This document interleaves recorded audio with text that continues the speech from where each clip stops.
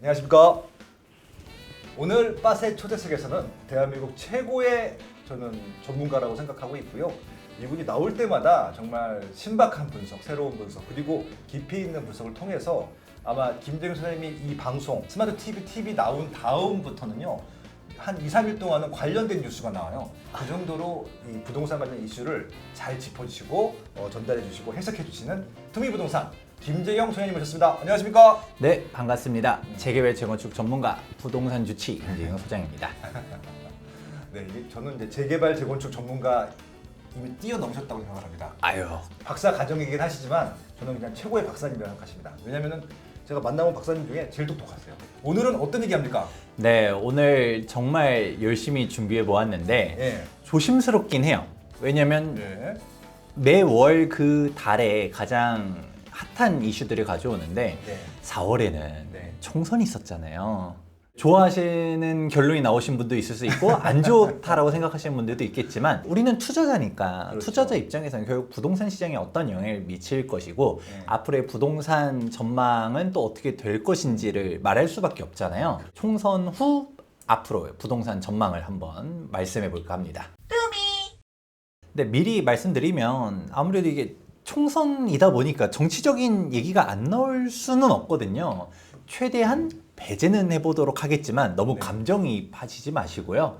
그동안의 이제 정책들 기준으로 해서 앞으로 어떻게 될 것 같다에 대한 내용이니까 이제 부동산적인 시각으로만 접근해 주시면 감사하겠습니다. 결과는 여러분들이 다들 아실 거예요. 총선 결과 야당의 압승으로 끝났습니다. 범야권까지 합하게 되면 180석을 초과하는 진짜 말 그대로 압도적인 플레이를 보여주었는데 어떻게 따지면 이게 민심일 수도 있고요. 그렇다 보니까 지금은 여소야대 상황이라는 게 이제 확정이 되었고 21대도 여소야대였는데 앞으로 남은 3년도 여소야대다라는 것을 알아볼 수가 있습니다. 이게 재밌었던 게 뭐냐면은 차라리 총선 안 한다고 했던 게 더 나을 뻔했어. 그래서 손해봤어. 그러니까요. 그냥 가시죠. 그래도 아마 그럼 민주당이 받았을 것 같거든요. 네. 차라리 그게 나을 뻔했어. 오히려. 그러니까요. 진짜 국힘 입장에서는 처참하게 그냥 무너졌다라고 야, 볼 수가 있는데 진짜. 대한민국이 진짜 동서로 쪼개졌다라는 거를 한 번 더 느끼긴 했습니다. 네. 빨간색이었고 파란색이었던 곳들이 있는데 네. 이번 투표에서는 진짜 수도권이 확 무너졌다라는 게 보여졌었고요. 그러네요. 개표 당일 네. 그때 이제 부동산 전문가들 중에서 이제 월천대스님이랑 푸르카피님이랑 블루999님 등 몇몇 분들이랑 강동구 사시는 분들이구나. 딱 강동구의 그 오피스텔에서 한번 모였었어요. 네네네. 딱 6시가 되자마자 출구조사를 보는데 네. 때마침 MBC를 보고 있었거든요. MBC에서는 출구조사가 나온 거였죠. 좀 같은 데서 안 했나? 다른 데서 했나 보네. 똑같이 했는데 이제 분석을 그렇게 분석을 한 거죠. 예. 한 10분 보다가 TV 네. 끄고 이제 앞으로 어떻게 될 것인가 막 열심히 하다가 나중에 다시 켜서 실제 이제 개표하는 것들을 재밌게 봤었었는데 위석수에 대한 의미를 알아두셔야 되는데 좋습니다. 많은 분들이 아실 거라고 생각은 들지만 그래도 한번 정리를 해보도록 했었을 때 첫 네. 번째 키워드는 과반입니다. 과반. 네. 왜냐하면 과반을 확보해야 예를 들어 151석, 149석 미묘하게 갈려져 있다 하더라도 이 한 석 때문에 네. 법안을 통과를 시킬 수 있냐 없냐가 되는 거예요. 그렇죠. 다수결이니까. 네. 그렇죠. 그렇다 보니까 이런 법안 관련된 것은 151석이다. 네. 그런데 180석 얘기 나오면 도대체 무엇이냐라고 하게 되면 아무래도 이런 다수당의 날치기 통과들이 문제가 많이 됐었었죠. 네. 그렇다 보니까 이거를 막기 위해서 만들어진 게 국회 선진화법인데 그런데 이 국회 선진화법조차 무력화할 수 있는 게 180석입니다. 그러네요. 그래서 이번에도 180석 얘기가 많이 나오는 게 네. 이런 의미가 있다라는 것이고 MBC 출구조사 결과대로였었으면 달성할 뻔했었던 200석의 의미는 바로 무엇이냐? 바로 헌법 개정, 헌법 개정, 국회의원 제명, 국회의원 제명, 대통령 탄핵 소추까지 할 수 있는 와우. 숫자가 바로 200석입니다. 200석이 되면 안 되니까 네네. 즉 여기서는 100석만 확보하면 안 됩니다. 네. 그러니까 탄핵 저지선이라고 말하는 게 101석이 되는 것이고요. 그렇죠. 그러면 이런 사항들을 인지하고서 다시 보면 참 절묘한 숫자라고 볼 수가 있어요. 일단은 국힘 입장에서는 180석은 확보를 당연히 못 막았죠. 즉 우리가 이제 날치기 통과를 막을 수 있는 저지선이 121석인데 이거는 못 막았지만 네. 적어도 개헌 저지선인 101석은 넘어갔다. 넘어갔다. 라는 부분을 인지해 보시면 좋을 것 같고요. 네. 사실 개헌을 못 막는다, 대통령 탄핵을 못 한다 뿐인 거지 사실 180석이 넘어가게 되면 뭐든지 사실 다 할 수 있는 거는 팩트입니다. 네. 하지만 이것도 또 디테일하게 보면 미묘하게 균형점이 잘 맞아 있어요. 범야권은 180석이 넘어가긴 했지만 그렇죠. 조국혁신당이 있으니까. 그쵸. 네. 민주당 단독으로 180석을 확보하지 못했어요. 조국혁신당의 12석을 합해야지 180석이 넘어가거든요. 그렇죠. 조국혁신당도 민주당 이중대 아니냐. 그럼 민주당 같은 민주당 계열이잖아 라고 네. 볼 수가 있겠지만 네. 사실 그 내부적으로 보게 되면 친명이냐 친문이냐 싸움으로 또 갈리게 됩니다. 같은 블루 계통이긴 하지만 그 나름에서도 네. 이제 파란색의 진한 정도가 조금씩 다르다 정도로만 이해하시면 좋을 것 같은데요. 그렇다 보니까 네네. 민주당 입장에서도 이게 180석을 단독으로만 확보했었으면 국민의 뜻이다 하면서 갈 텐데 이게 조국혁신당이 의외로 선전을 하게 되니까 협치를 안 할 수도 없고 차기 대선 주자를 어떻게 할 것이냐 민주당 내 계열 정리를 먼저 해야 되다 보니까 약간 그런 부분들에 대해서도 뭔가 묘한 균형점이 맞춰져 있다. 국민의힘 입장에서는 21대 총선보다 의석수가 줄었다라고 네. 말씀하셨지만 오히려 당시 민주당은 단독 180석을 확보했잖아요. 그렇죠. 근데 이번에는 같은 계열이긴 하지만 미묘하게 180석은 또 안 되다 보니까 정치공학적으로는 복잡해졌다.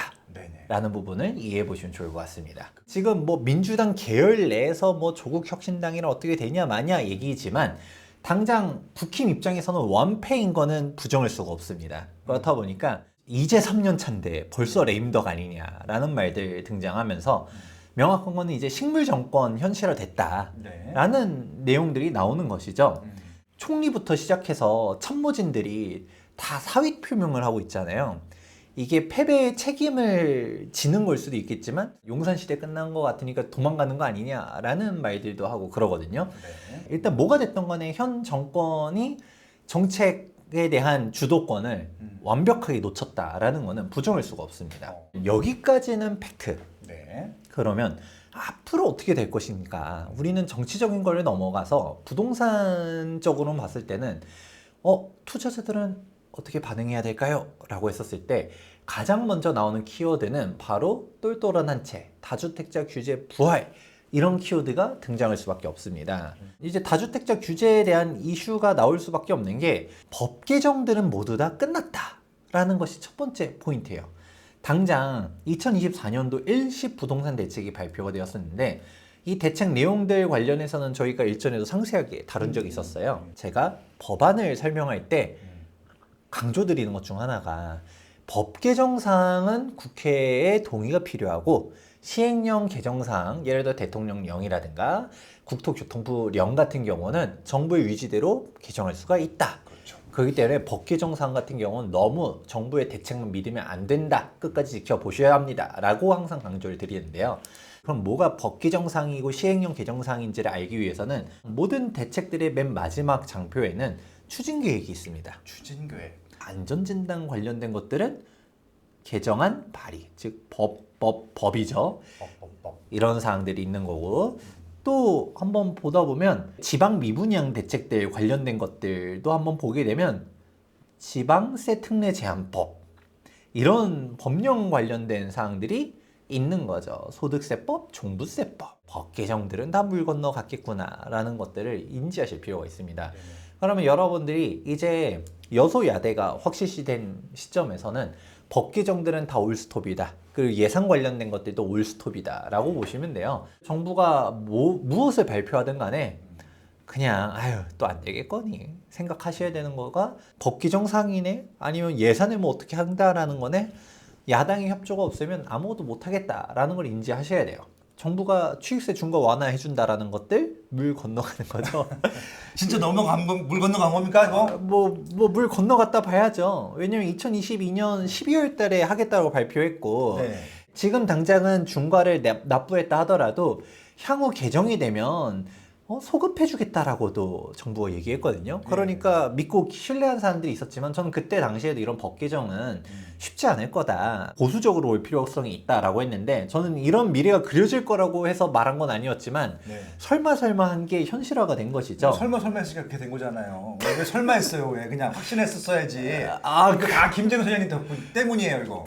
그러네요. 제가 왜 의심을 했어? 왜? 의심하지 말고 무조건 된다라고 했어야 됐는데 무조건 믿었어야지. 이거 어떡할 거야, 이거. 믿음이 부족했습니다. 이미 22년도 12월 달에 바로 이제 민주당에서 다주택자 규제 완화는 우리가 받아들일 생각이 없다라고 강력하게 얘기를 했었거든요.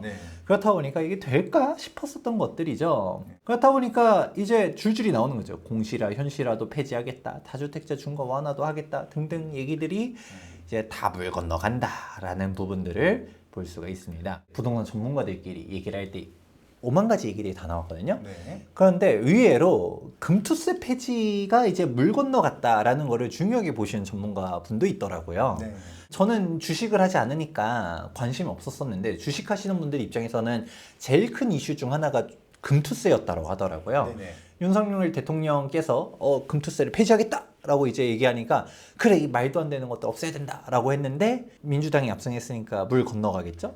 그러면 뭐 모르겠어요. 이거 뭐 민주당 입장에서는 이 금투세 폐지가 상위 몇 %만 납부하는 사항이기 때문에 일반적인 투자자들은 상관없다라고 말하지만 그 상위 몇 %가 가지고 있는 금액대들이 있기 때문에 그 사람들이 국내 주식의 매력도를 놓치게 돼버리면 분명 대중들한테도 영향을 미칠 것이다 라는 얘기들도 많거든요. 당장 국장의 매력이 떨어지게 되면 어떻게 할까요? 미주로 가겠다. 역시 나스닥의 신이야. 최근에 또 나스닥 빠졌다 하더라도 환율 해지가 돼가지고 주식은 빠졌는데 환율은 또 올라가가지고 결국 플러스 마이너스 해보니까 플러스야 라는 그런 이상한 상황까지 발생하고 있는데 국내 주식의 매력이 떨어지게 되면 미국 주식으로 빠지게 되든 국내에서 있다라고 하면 포트폴리오를 결국 재구성하면 어떻게 되겠어요? 이거 부동산 가격 올리려고 하는 거 아니냐? 라고 음모론을 제시하는 분들도 있더라고요. 여러분들 금투세 잘 모르실 거예요. 모르실 텐데 이게 저거랑 똑같아요. 초과이익 환수금이랑 똑같아. 왜냐면은 이게 우리가 사고 팔아서 수익이 나는 상태에서 세금을 내는 거면 다 오케이. 근데 이것도 똑같더라고 보니까. 그냥 내는 거예요. 갖고 있으면. 그리고 나중에 빠지잖아요. 환급 안 해줘. 똑같아 이게. 그러니까 이게 논리적으로 지금 부동산의 초과이익 환수 제도랑 똑같은 거든. 그러니까 저게 주식 투자하시는 분들한테도 너무 황당하고 억울한 그러니까 이게 세금을 내서 문제가 되는 게 아니라 논리적으로 이게 말이 안 되는 거잖아요. 이게 수익이 안 났는데 세금을 내라고 하는 거니까. 그래서 이게 절차상 문제가 있는 것들이어서 모르겠어요. 이게 좀 왜 법이 이렇게 되는지. 그분들이 맞다라고 주장을 하니까 일단 안 바뀌겠다라는 게 다 김정은 선생님이 의심해서 그런 거예요. 확신을 가졌어야지. 그러게요. 제가 확실히 좀 신념이 좀 부족했습니다. 이제 그렇다 보니까 결국은 이거 역시 부동산 시장 입장에서 호재 아니냐라고 말하시는 분들이 있더라고요. 커뮤니티에서 이제 부동산 커뮤니티에 어떤 얘기들이 나오냐면 이제 부동산 폭등기차 출발한다. 이제 민주당이 됐으니까 부동산 사야 된다. 라는 얘기들이 나온다라고 하는 거예요. 민주당 압승을 하기 때문에 다주택자에 또다시 적폐 취급을 할 것이고 그러면 똑같이 똘똘한 채가 되면서 상급지가 올라갈 것이다. 뭐 이런 얘기 여기도 이제 나오네요. 금투세에 따라서 주식 메리트가 하향될 거다. 부동산으로 갈 것이다. 뭐 이런 말들이 나오는 거죠. 진짜 그렇게 될 것인가 관련해서는 저는 조금 회의감은 있습니다. 왜냐하면 좋습니다.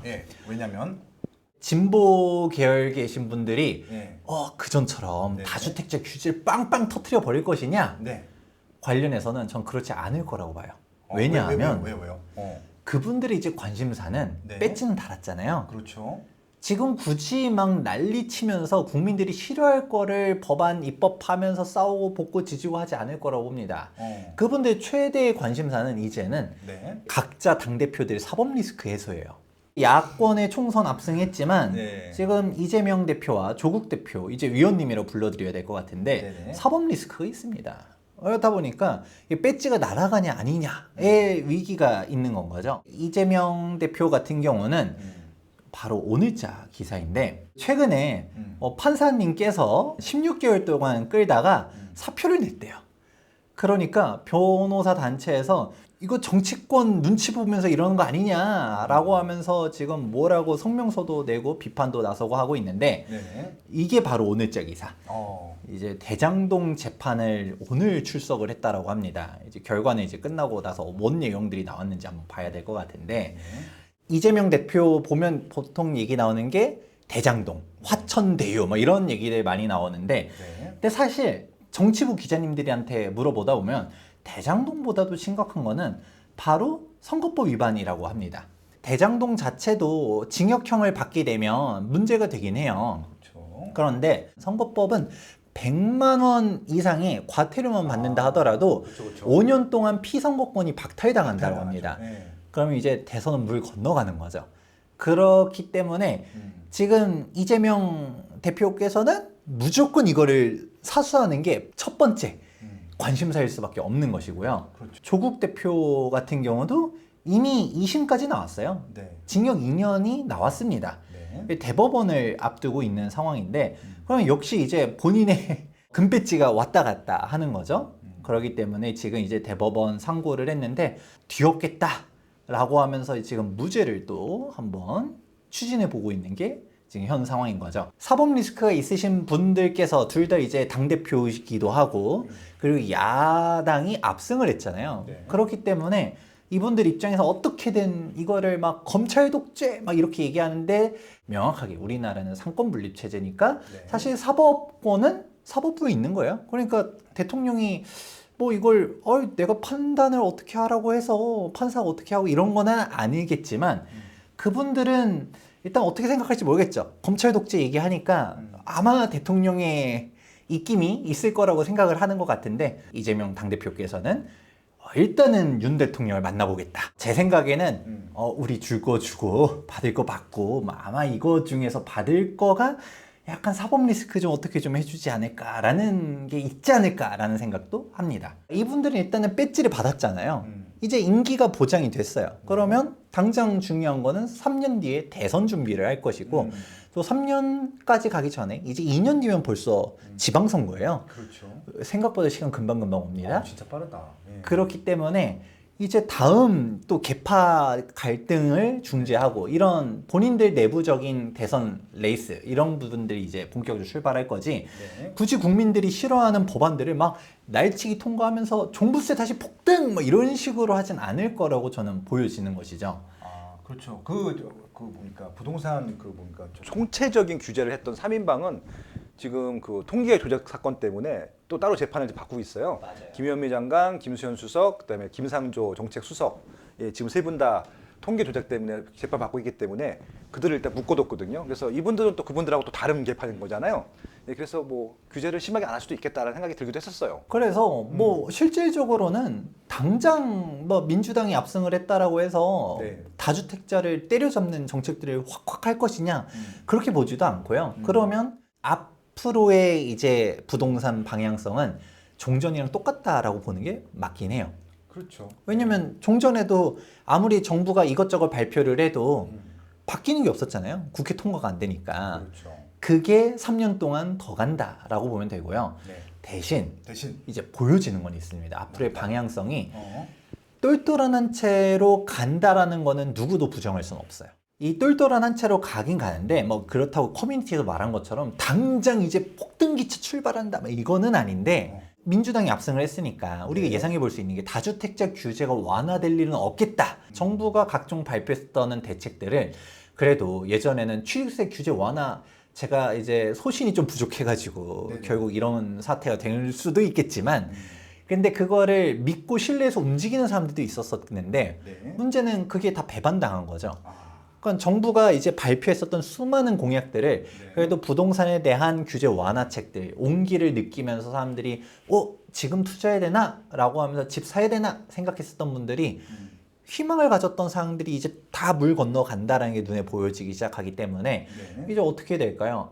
다주택자는 안 되겠다.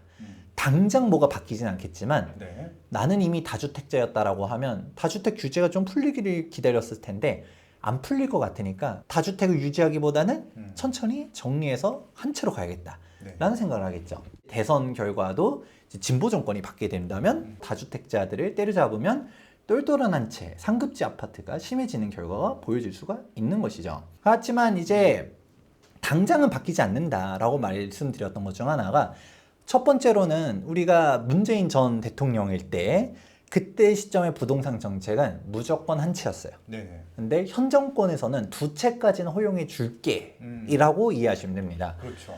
조정 대상 지역 내 2주택자면 8.4%, 3주택자면 12.4%의 취득세 중과가 있었는데 지금은 대부분이 비규제 지역이잖아요. 근데 그렇죠. 비규제 지역은 두 번째 주택까지도 1.1%에서 3.5%의 일반 취득세율입니다. 그래서 두 번째 주택까지는 살 수 있지만 물론 이것도 강남 3구와 용산구 같은 경우는 안 된다라는 부분을 인지하실 필요는 있고요. 자, 어떤 거가 또 문제가 되냐면, 일단은 2022년 12월 달에 발표했었던 네네. 대책들 보다 보면 임대사업자 아파트 복원 얘기 있었거든요. 네네. 근데 이것도 물 건너가겠죠? 다주택자 입장에서는 퇴로가 없고, 또 이제 취득세 중과 완화나 양도세 중과 배제 관련해서도 지금은 시행령으로 갖다가 꼼수 완화를 유지하고 있지만 근본적으로는 세제 개편을 해가지고 양도세 중과를 없애버리도록 하겠다라고 했는데, 이거 역시 이제는 물 건너갔다. 내가 다주택자야. 지금이야 이제 비규제 지역이니까 양도세 중과도 아니고 기다리면 되겠지? 라고 생각할 수 있었을 텐데, 나중에 다시 정권이 바뀌어가지고 그때 당시 기억 다들 하시겠지만 서울은 당연한 거고 수도권, 지방, 어지간한 대도시들은 다 조정대상 지역으로 묶었잖아요. 그렇죠. 지금 비규제 지역일 때 팔아야지. 다시금 조정대상 지역으로 묶이게 되면 중과세율 떨어지겠다. 그때는 팔아도 남는 게 없었던 거였잖아요. 그렇게 그렇죠. 그래서 못 파신 분들 많았지. 네, 결국. 생각을 할 수 있는 거고요. 네. 당장 급하게 움직이냐? 그러지는 않는 거가, 종부세가 그래도 개정이 됐어요. 원래 정부는 다주택자 중과 자체를 없애겠다라고 했었지만 민주당에서 결사 반대를 해서 차마 다주택자 중과는 없애진 못하고, 원래는 조정대상 지역 내 2주택자까지는 종부세 중과세율이 있었는데 이거를 2주택자 중과를 없애고 3주택자부터만 중과세율로 적용되도록 바뀌었습니다. 그리고 기본적인 종부세율 자체도 조금씩 낮춰줬고요. 공정시장 가액 비율도 인하됐었죠. 네. 그리고 공동주택 가격도 인하가 되다 보니까 지금 현재 시점에서는 설령 3주택자라 한다 하더라도 종부세가 그렇게 부담되지가 않아요. 당장 저 같은 경우도 작년 12월 달에 종부세를 100만 원도 안 냈어요. 그러니까 저희 가족으로 다 합치면 그래도 나름 나오긴 했지만, 그래도 더 전년도, 그 전년도 생각하면 와, 이 정도면 낼만하다 네. 생각이 될 정도로 어마어마하게 감소를 한 게 사실이거든요. 즉 제 얘기는 예전처럼 종부세 한 몇 천만 원, 막 넘어가면서 으악 하면서 맨날 6월 1일 전에 급매물 나오고 이런 사태가 나오지는 않을 것이다. 이제 시장 보면서 천천히 이제 중장기적으로 팔아야겠다라는 생각을 하는 거지, 당장 지금 민주당 됐으니까 막 금매로 집어 던져가지고 똘똘한 채로 당장 가자 이러지는 않을 것이다 라는 것인 거죠. 결국은 우리가 이미 이 흐름은 진행되고 있어요. 4월달 기사를 한번 살펴본다 하더라도 네. 나오는 기사가 뭐예요? 오르는 것만 오른다. 2달 사이 2억이나 뛴 똘똘한 한 채라는 기사가 나오고 있거든요. KB 통계를 보게 되면 5분위 비율을 봤을 때 상위 20% 지역은 더 올랐고 하위 20% 지역은 더 빠졌습니다. 즉 격차가 더 벌어졌던 거죠. 양극화를 넘어서 초양극화를 향해 가고 있는데, 이게 가면 갈수록 더 심해질 거라는 거예요. 왜냐하면 옳고 그름은 여러분들이 직접 판단하시면 좋을 것 같은데, 제가 생각했을 때는 다주택자 규제를 폐지하는 게 옳다라고 얘기를 해요. 저 역시 서울의 신축 아파트 재개발 재건축 똘똘한 거 들고 있으니까 저는 양극화가 되고 서울 폭등하는 게 좋은 사람이긴 합니다만, 그게 사회적으로 옳은 거냐면 저는 절대 옳다라고 보지 않거든요. 건강한 사회가 아닌 거죠. 근데 그런 서울만 폭등하는 이유 중 하나가 다주택자를 규제하기 때문이라고 봐요. 뭐 지방 세 채 판다라고 해서 강남 한 채 살 수 있는 건 아닌데, 네. 강남 한 채 있는 사람은 그 실수요 1주택자. 네. 근데 지방 세 채 있는 사람은 다주택자 적폐. 이렇게 몰아가니까 세 채 팔고 돈 더 모아서 연끌해서 상급지 가야겠구나, 서울 가야겠구나 이런 생각을 할 수밖에 없잖아요. 그러니까 안 좋은 애들은 계속 안 좋고 좋은 데만 좋아지는 거고, 제가 봤을 땐 지방 집값이 지금 비정상이라고 생각하거든요. 되게 저평가돼 있고 매력적인 금액들이 많다라고 생각해요. 하지만 그 금액을 내가 매수하느냐는 다른 얘기가 되죠. 서울의 빌라 가격도 지금 완전 초토화 상태인데 지금 빌라 가격이 바닥이라고는 생각합니다. 정말 싸다라고 생각해요. 근데 지금 매수하느냐는 또 다른 얘기예요. 아, 왜냐면 내가 샀는데 그러면 샀으면 올라야 될 거 아니에요. 그럼 이게 되게 중요한 게 매매가보다 더 싸, 아니 전세가보다 매매가가 더 싼 빌라가 등장을 했어요. 근데 그걸 지금 사야 되느냐? 이거 아니란 얘기지. 그 말씀하신 거죠. 네, 왜냐하면 내가 진짜 무주택자고, 음. 그러니까 돈이 별로 없는 사회 초년생이에요. 막 진짜 소액으로 뭐 빌라라도 사야지라고 하면 전 괜찮을 수 있다라고 봅니다. 무피 투자가 아니라 풀피 투자가 나옵니다. 지금 살 수 있어요. 네. 그런 게 있어요, 진짜. 와. 물론 이제 지역 잘 잘 봐야겠지만 봐야죠, 잘 봐야죠. 전세가율도 잘 봐야 되고, 근데 빌라가 올라갈 때쯤 되면 네. 항상 아파트는 다 올라간 다음에 빌라거든요. 그렇죠. 그러면 이게 양극화가 되지 않으려면 다주택자 규제를 풀어줘야 내가 굳이 현금 한 10억 가지고서 아파트 하나로 갈 것이냐, 아니면 지금 빌라 몇 천만 원에 쓸어 담을 수 있는 것도 있는데 이걸 여러 채를 살까, 수익률 보면서 움직이는 사람도 있지만, 세금을 놓고 보게 되면 네. 사실 수익률을 부동산에서는 얘기를 잘 안 해요. 팔고서 얼마를 벌었냐를 얘기하지, 주식처럼 수익률로 얘기 안 하는 이유 중 하나가 수익률이 의미가 없거든요. 세후 수익률이 다 박살나는데. 맞아요. 그렇기 때문에 부동산 같은 경우는 우리가 수익률이 높다 뭐다 보다도 그래서 얼마 벌었는데 로 얘기가 나오는 건 거죠. 결론적으로 다주택의 규제를 전 풀어야지 지방도 살고 빌라도 살고 한다라고 보지만, 그분들이 애초에 프레임을 다주택자 규제로 갖다 보니까 어떻게 이걸 풀 거라고 저는 보이지 않는 거죠. 똘똘한 채 쪽으로 쫙 재편될 거긴 하지만, 네. 그렇다고 당장 막 법안을 다주택 규제하고 그렇게 보진 않기 때문에 중장기적으로 봐야 될 거다라고 말씀드리면서 일단 여기서는 정리를 한번 해드리고요. 네, 그럼 그 다음 포인트가 바로, 아무래도 제가 재건축 전문가다 보니까 정비사업은요? 라고 물어보시는 분들이 있을 거예요. 재건축은 일단 마탱이가 같다라고 봐요. 네, 재건축은 마탱이가 같습니다. 네. 그분들은 재개발, 재건축 둘 다 싫어하긴 해요. 근데 그나마 재개발에 대한 규제가 낮습니다. 재건축을 너무 극혐하시는 분들이 많은데, 근데 정작 그래 놓고서도 본인들이 재건축 잘 들고 있는 것 같긴 하지만, 그럼요. 뭐 일단은 뭐 네. 그렇습니다. 근데 지금 조국혁신당 대표님도 방배동에 재건축 그렇죠. 아파트고, 이제 그쵸? 조푸마 아파트가 예, 있습니다. 그다음에 뭐 민주당 대표님도 분당에 재건축 아파트 또, 맞지 않습니까? 그러네요. 예. 듣고 보니까 노후 그렇습니다. 계획도 잘될 것 같습니다, 저는. 그렇군요.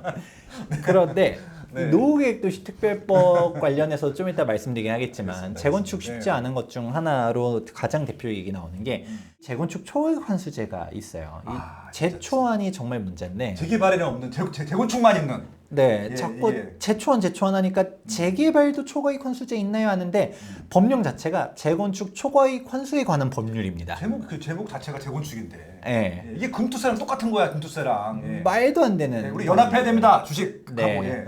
재초안 관련된 게 사실 이거는 말도 안 되는 거예요. 얼마가 부과되고 이걸 떠나서도, 빠숑님께서 금투세가 얼마를 내고 뭘 떠나서도 받아들일 수 없다는 얘기들 했잖아요. 네네. 애초에 미시언 이득에 대한 과세, 그러니까 이게 말이 되냐고 이게. 네.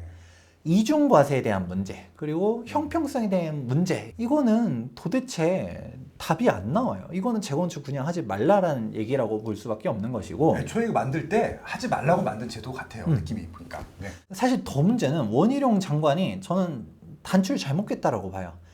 왜냐면 어정쩡하게 합리화 방안을 제출을 해서 이게 전혀 합리적이지 않은 합리화 방안이거든요. 네.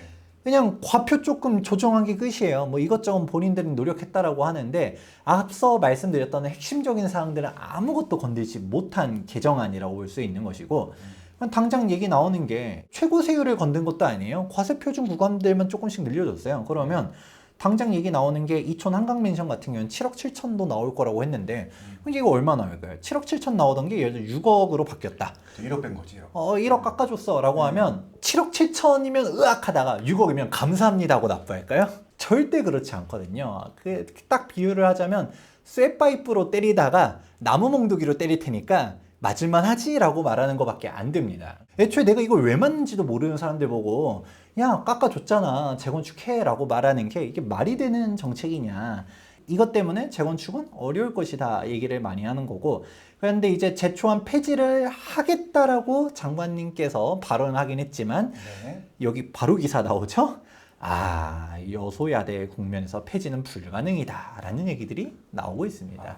우리는 보여지는 게 이제 재초안이 제가 여러 번 말씀드리겠지만 다 걸리는 게 아닙니다. 2017년도 12월 31일까지 최초 관리 처분 인가를 신청한 단지들은 제초안을 피하거든요. 딱 들어보면 좋은 단지들 있죠. 얘네들이 계속 얘기 나오는 이유들이 있어요. 제초안을 피했거든요. 근데 비싼 데들이 더 비싸질 것이다. 재개발 재건축이 사실 도심 정비, 즉 공급에 있어서 쌍두마차거든요. 네. 근데 한쪽 바퀴가 빠져버리는 거예요. 이제 재건축 초과이익 헌수제가 있는 한에서는 주택 공급이 올스톱이 될 겁니다. 어떤 사람들은 너무 재건축 부정적으로 얘기하는 게 아니냐라고 말하는 분들도 있지만 저는 오히려 제가 강력하게 얘기해야 좀 정신을 차릴 것 같아요. 왜냐하면 어정쩡하게 제초안 있어도 뭐 할 수도 있어요 라고 해버리면 네. 그래 너 이득 많이 벌었잖아 내 거 내야지 라는 생각으로 해버리기 때문에 지금 제초안 걸리는 데들이 지금 막 진짜 상황이 정말 심각하거든요. 안 그래도 제초안이 없어도 분담금 때문에 사업이 가냐 안 가냐 이러고 있는 와중에 맞습니다. 숟가락을 또 들고 기다리고 있기 때문에 어렵습니다. 그러면 단적으로 일기 신도시 같은 경우도 일기 신도시 특별법 뭐 가긴 가겠죠. 네. 그런데 이제 분담금 얼마나 삥 뜯을까 뭘까 이런 말들도 있긴 하지만 설령 인센티브를 팍팍 줘가지고 잘 간다 하더라도 제초안이 기다리는 거죠. 이게 딜레마예요. 일기 신도시가 사업성이 없어서 못 갑니다. 분담금 폭탄이에요. 라고 얘기 나오는데 그거를 해소하기 위해서 사업성을 개선시켜 준 게 특별법이거든요. 그렇죠. 그런데 우리가 일기 신도시 주민들 중에서 그런 말들도 있어요. 우리는 이득이 별로 없기 때문에 사업성이 없어서 분담금 별로 안 나올 거예요. 라고 얘기하는데 사업성이 없어서 못 가는데 사업성을 주면 너는 이득이 생기니까 제초안이 기다려. 뭐 어쩌라는 건지 참 애매한 상황들이 나오는 건데 제초안을 전 무조건 없애야 된다고 봅니다. 네. 없앨 자신 없으면 한시적인 유예, 뭐 하다못해 5년 유예라도 해주든가 그러면 오히려 재건축 초과이익 헌수제 유예될 때 빠르게 가자 속도를 낼 수도 있겠죠. 아니 근데 저는 이게 이해가 안 되는 게 지금 낸 단지가 한 단지도 없어요. 입주는 했는데 그럼 그 사람들 다 그럼 지금 뭐야 기다리고 있죠. 그 뭐라 그래야 되나 그거 나중에 그 이자 가산세 내야 되는 거예요? 어떻게 되는 거야? 글쎄요, 뭐 가산세까지는 저도 잘 모르겠는데 일단은 부과 자체가 지연되고 있었다고 하더라고요. 일단 부과 자체가 안 됐기 때문에 가산세는 없지 않을까 싶어요. 근데 이거 지금 아무도 지금 입주를 한 단지들도 안 내고 있는데 이거 우리가 괜히 뜬구름없는 얘기를 하고 있는 것은 아니고 그러니까 난 뭐 이유를 모르겠어요. 만약에 이게 진짜 꼭 실행을 해야 되는 제도였으면 억지로라도 수고를 했었어야 되는데 뭔가 이거 그 집행자 쪽에서도 이건 민주당 쪽에서도 안 걷어간 것들이었었거든요. 왜냐면 이거 다 욕먹기 싫어서 그런 거예요. 민주당 쪽에서도 제초안을 제대로 부과시켜버리면 난리가 날 거니까 그렇죠. 그때 그냥 밀어놨었었고 이제 윤석열 정권 들어왔을 때도 네. 최대한 부과시키고 싶진 않았었는데 더군다나 이제 법 개정까지 나와서 이제 재건축 초과이익 헌수에 대한 부담금 시행령 개정도 됐잖아요. 그러니까 이 개정안 통과가 되냐 안 되냐 지켜보면서 부과해야겠다라고 하면서 계속 미뤄왔었던 거거든요. 근데 이제 폭탄이 터질 겁니다. 지금 벌써 재건축 조합들 이제 부담금 예상가액들 지금 얘기 도는 사항들이 있거든요. 기자님을 통해서 얘기 들어보면 네. 이제 곧 통지 뜨면 그것도 이제 뉴스에 뒤덮을 거라고 보여져요. 네. 자, 그러면 공급 절벽이 올 겁니다. 네. 왜냐하면 앞에 내용들 쭉 들어보니까 첫 번째, 또 다주택자 규제가 당장은 아니라 하더라도 중장기적으로는 다시 도입될 것 같다. 똘똘한 채가 될 것 같다. 그런데 우리가 이런 집값 상승을 완화시키기 위해서는 공급을 해줘야 되는데 지금 재개발 재건축 규제도 더 강화되면 강화되지 완화될 것 같지는 않다라는 생각들을 하는 거잖아요. 네. 그런 식이다 보니까 이제는 진짜 공급 절벽을 얘기할 때가 오는 건데 이제 또 기사를 보다 보면 나옵니다. 결국 다주택자 규제 못 풀고 재건축 찬물 쏟아지기 때문에 2, 3년 후에는 공급 절벽이 올 것이다. 얘기들을 하죠. 그러면 당연히 한번 통계를 살펴보도록 하자면 그래도 아직까지는 공급량이 좀 있습니다. 2024년도에 2만, 2025년도에는 3만 세대 정도가 서울만 하더라도 입주를 해요. 그러니까 공급량이 부족한 건 아니라고 볼 수도 있을 텐데 근데 우리는 올해 공급이 많다라는 느낌이 있나요?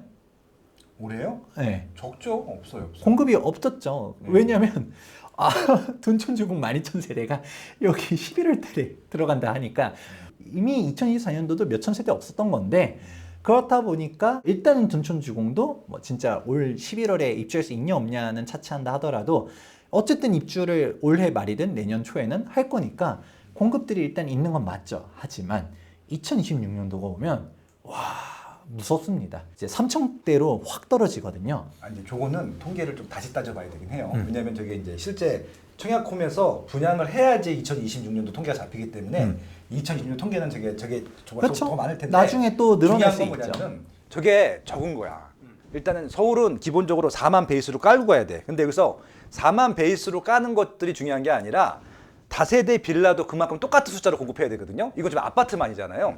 지금 공급이 적다고 얘기하는 것은 다세대 빌라가 지금 공급이 없어요. 거기는 박살나. 예, 거기는 지금 없기 때문에 여기에 지금 4만 해도 많은 게 아니야 이제. 그러니까 다세대 빌라 4만 개 하면서 이게 4만 개를 하면은 조금 있다 할 수 있는데 거기가 지금 빵인 상태에서 지금 2만 3만이기 때문에 그냥 적은 거야. 이거는 그냥 논쟁의 여지가 없어.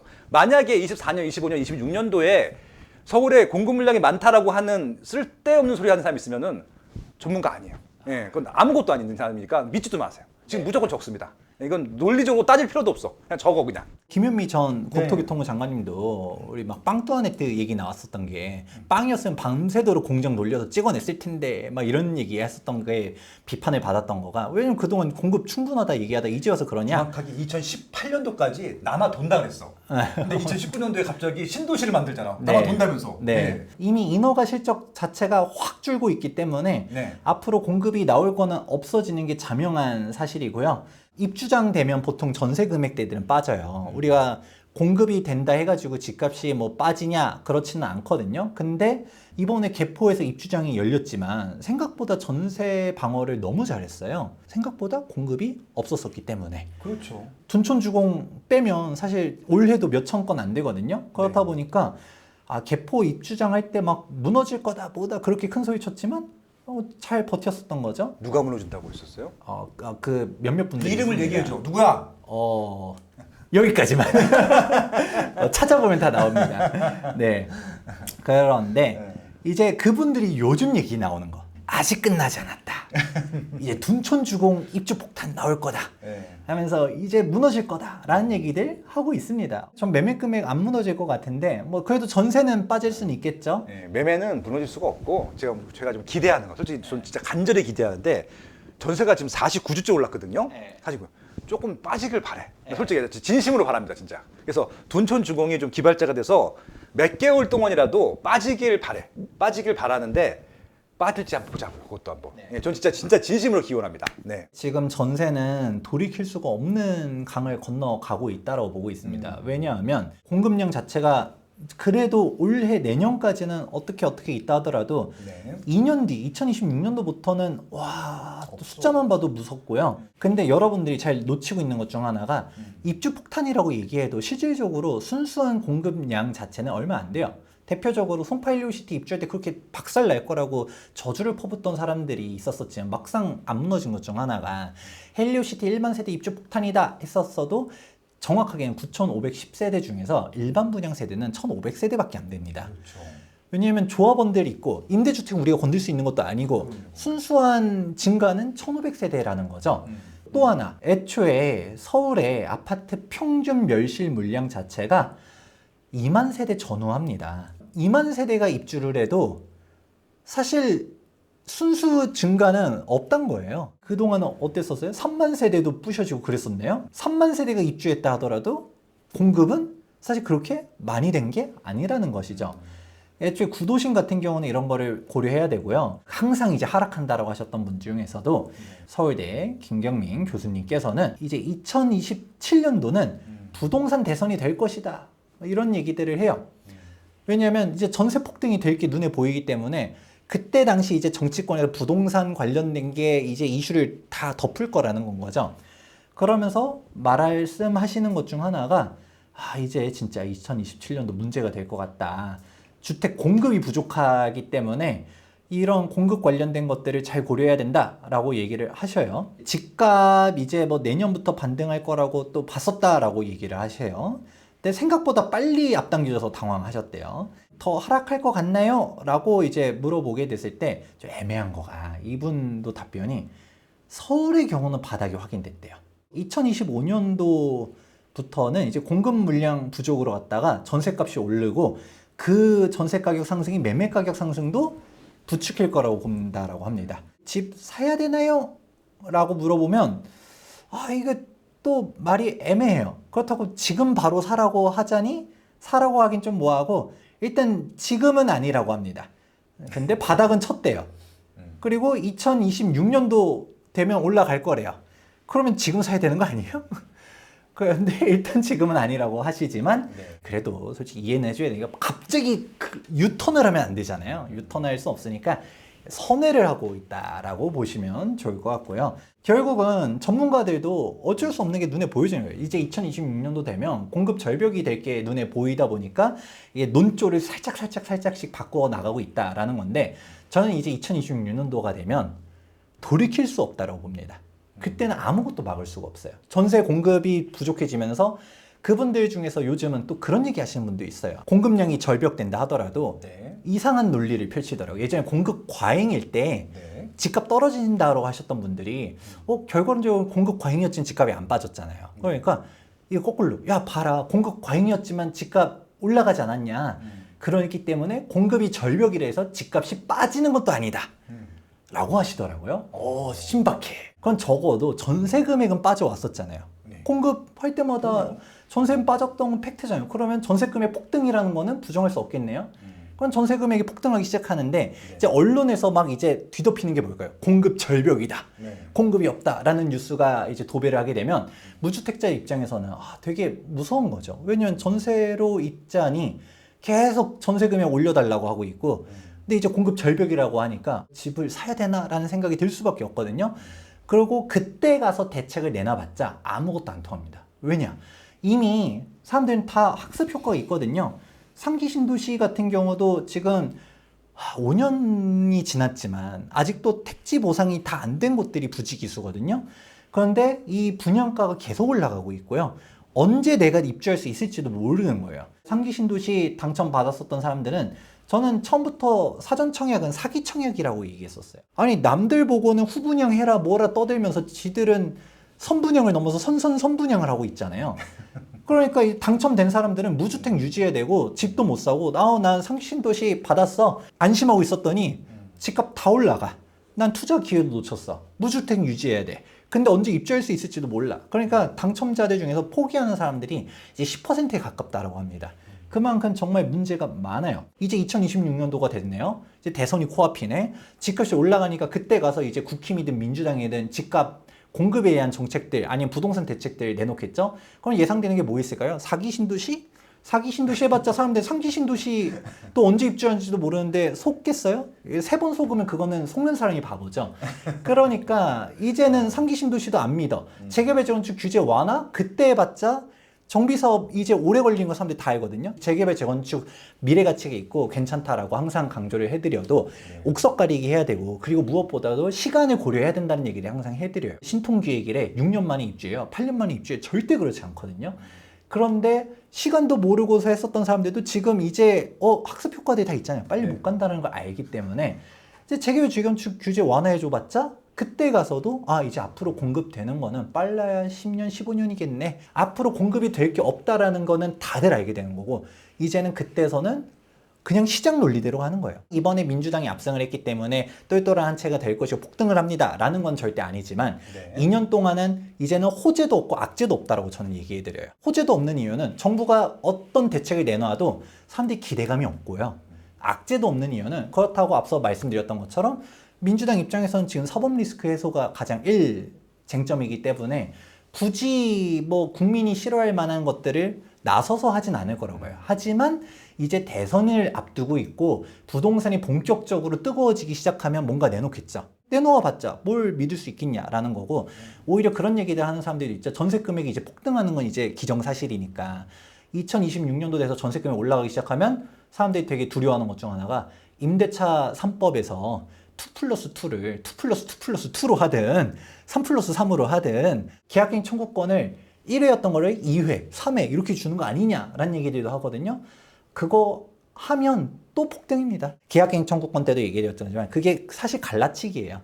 종전에 있었던 세입자들은 기득권 세입자들은 안심할 수 있겠지만 새로 들어오는 세입자들 아니면 종전 나는 기득권 세입자인 줄 알았더니 쫓겨나갔어. 집주인이 입주하겠대. 전세금을 훨씬 더 많이 받을 수 있으니까 얘 때문에 매매 금액을 잘 못 팔아. 그러면 전세 금액이 또 폭등하고 그러면 이제 갭이 또 줄어들면서 갭 투자가 용이지요. 집값이 올라가고 이런 시나리오가 눈에 그려진다라는 거죠. 최종적으로 앞으로 부동산 시장을 어떻게 받아들여야 될까요? 이제는 이제 돌이킬 수 없으니 지금이 정말 중요한 골든타임이라고 보는데 네. 이 골든타임 2, 3년에 그대로 날려버릴 거예요. 하락한다라고 그냥 거의 저주에 가까운 얘기를 하시는 분들이 말하는 것 중 첫 번째, 인구 감소할 것이다. 대한민국의 인구는 2020년도가 정점이었었습니다. 5,200만 명 가까이 됐었는데요. 네. 평균 연령이 42.7세입니다. 2070년도의 인구 추산이 3,700만 명이라고 해요. 평균 연령은 57.5세라고 합니다. 너무 희망찬 것 같은데? 그래서 이게 중위 가격이에요. 그러면 저위 가격은 어떻게 되냐? 했더니 3,100만 명, 평균 연령은 거의 이제 평균이 60이 돼갑니다. 60 환갑해야지 평균. 애가 되네, 애가. 이제 연금 수령 연령을 한 70세 해도 너무 이른 거 아닌가? 이제 60이면 청춘이에요. 그렇기 때문에 저는 국민연금 빨리 탈퇴하고 싶다라는 생각밖에 안 들고요. 지금 출산율 보게 되면 이게 팽이처럼 뾰족해질 것 같은데 지금 우리가 이렇게 된다라는 것 자체도 아주 긍정적인 행복 회로들을 열심히 넣은 게 아닌가 생각하거든요. 지금 인구 감소되는 거는 이제 팩트예요. 근데 어디가 감소되느냐? 지방 소멸인 거죠. 행정안전부에서 발표한 사항들 보다 보면 이제 수도권이라 이제 광역시들을 제외하고서는 다 인구가 줄고 있다라고 얘기를 해요. 그러면 지방의 인프라가 박살나면서 지방 먼저 소멸이 되는 것이고, 즉 수도권으로 더 가면 갈수록 몰리겠죠. 그러면 또 하나 얘기하는 게 PF 위기설 얘기 나오는데, PF가 터지게 되면 이거는 결국 뭐냐? 앞으로 건설사에 다 박살났어요. 이제 신규 공급이 안 된다라는 거죠. 그러면 종전주택 들고 있는 사람한테는 이거는 긍정적인 거 아닌가요? 앞으로 이게 대한민국이 개판이 나든 아니든 난 모르겠고 내 집값은 올라가는 거 아닌가요? 생각할 수 있을 텐데, 근데 또 이제 PF 무너지면 건설사들이 보유하고 있었던 물량들 쏟아낼 것이다 라고 말하는 사람들도 있는데 맞는 말이거든요. 근데 네. 지방에 해당되는 말이죠. 지금 미분양은 지방 얘기거든요. 지방에 있는 매물 다 쏟아지면 사실 지방 신축이 그렇게 헐값에 쏟아지기 시작하면 좀 어려울 수가 있겠죠. 그러니까 즉 이것도 서울 얘기가 아닌 거고, 서울의 부동산 가격은 전 비싸지 않다라고 봅니다. 이러면 또 이게 무슨 이상한 소리야 라고 말씀하실 수 있을 텐데, 서울의 아파트가 비싼 거예요. 서울의 아파트 평균 가격이 12억 정도 하지만 연립주택, 즉 빌라 평균은 3억 2천이고요. 그리고 우리가 중위 가격을 살펴보게 되면 빌라 중위 가격은 2억 7천밖에 안 합니다. 솔직히 생각해 보셔야 돼요. 빌라가 싫으니까 아파트 가고 싶은 거잖아요. 아파트가 좋아서 빌라 안 가는 거잖아요. 그러는 건데 서울의 아파트라는 존재 조건을 내리는 순간 대한민국 상위 10%의 자산을 매수하는 것밖에 안 되거든요. 그렇죠.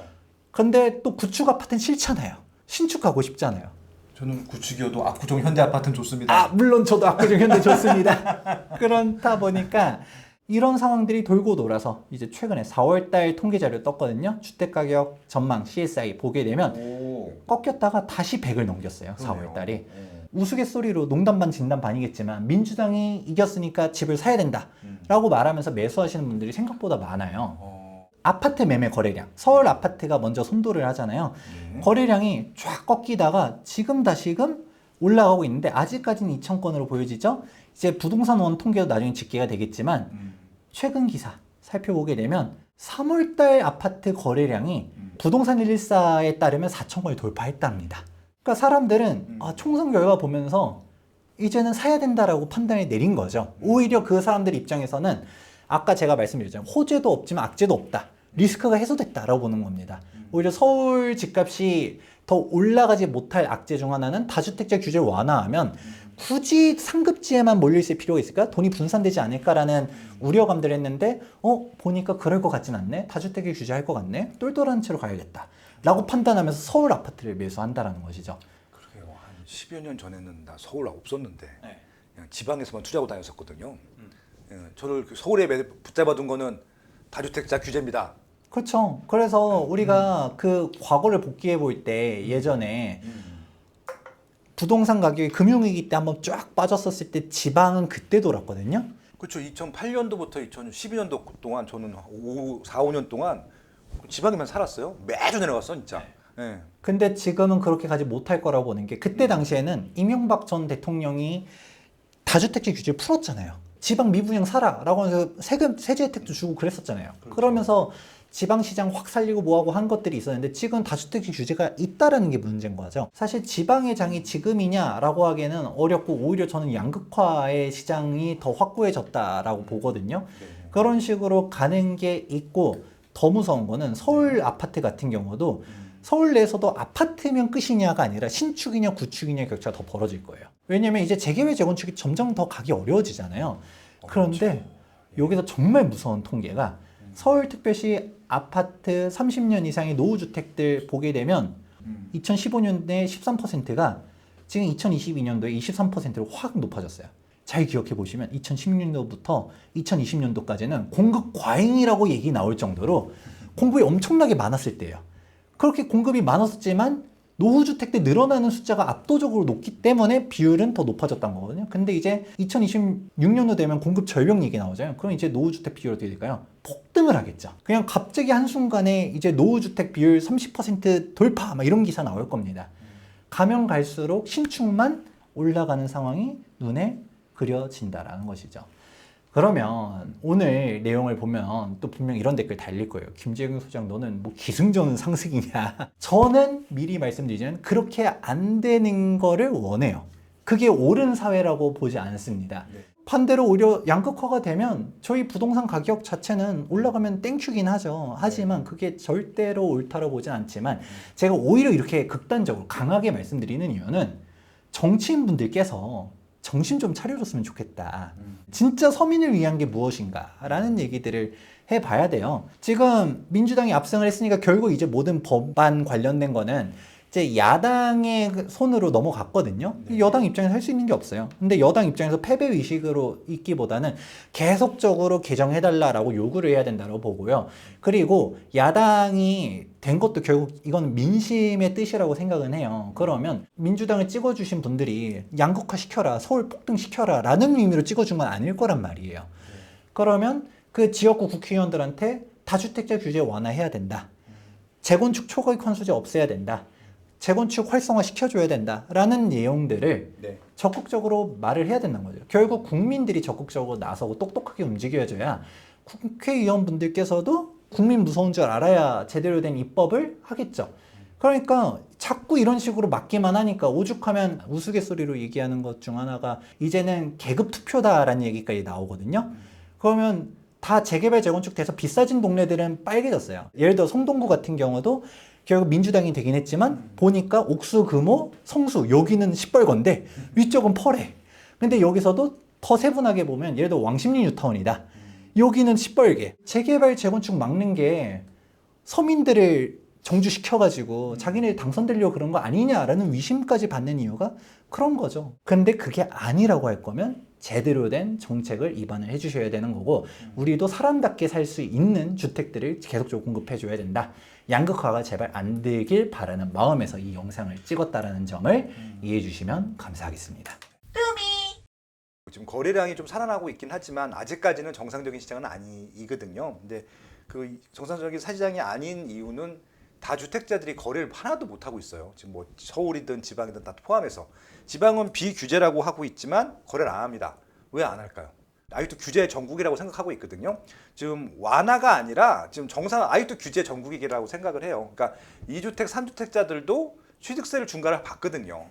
그다음에 보유세도 여전히 중과가 되어 있고 양도세도 중과를 받습니다. 그러니까 10여 년 전에는 지방 무풍지대였던 시절이 있었잖아요.